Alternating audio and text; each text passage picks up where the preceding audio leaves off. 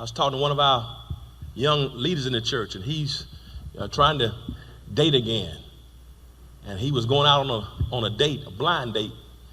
And he'd been talking to the woman he saw, and they were beautiful, and talking and FaceTiming. And they decided that they were going to meet here, and they were going to meet at a place. And he offered to send her a car, not pick her up because she didn't know him that well. And I send you a car. She asked him, send me a car. Send for a car service to pick me up and take me to the museum.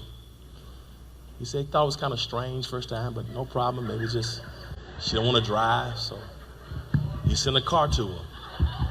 A car service to pick her up and meet him at the museum. They enjoyed the museum, and then they decided they would walk right next door to get something to eat.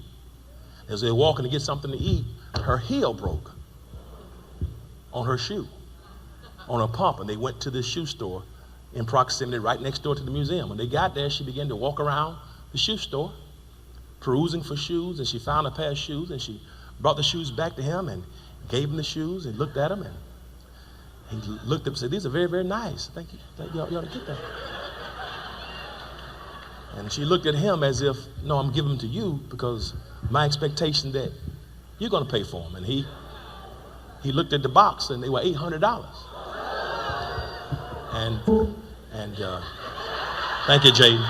And he was hurt because she was beautiful and she was fine, and he just knew that this could be the one. Great conversation. So he gave her the box of shoes back, and she began to have, face was disfigured. She walked around the store, and then she called her father.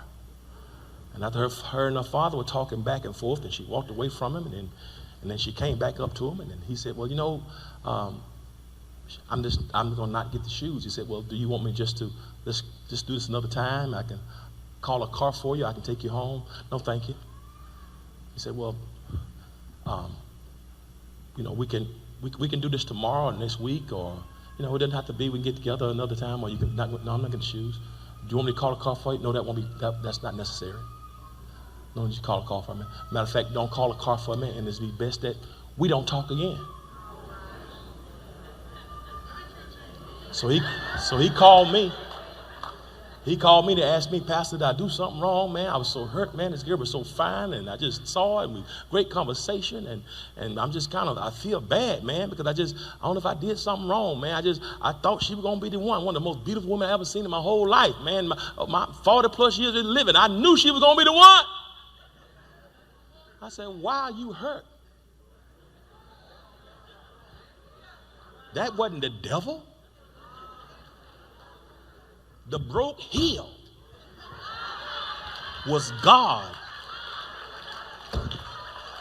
blocking that situation. I wish somebody helped me preach here for a moment. See, a lot of us look at the broke heel and try to fix the broke heel. To see the broke heel as an obstacle because you've been led by something that's emotional and not spiritual. But I ask God, keep my spiritual antennas up enough so I can discern when it's you or when it's my emotions or when it's my flesh. Because your flesh will get you knocked upside the head. I wish I had somebody who's talking to me here for a moment. I got to move on.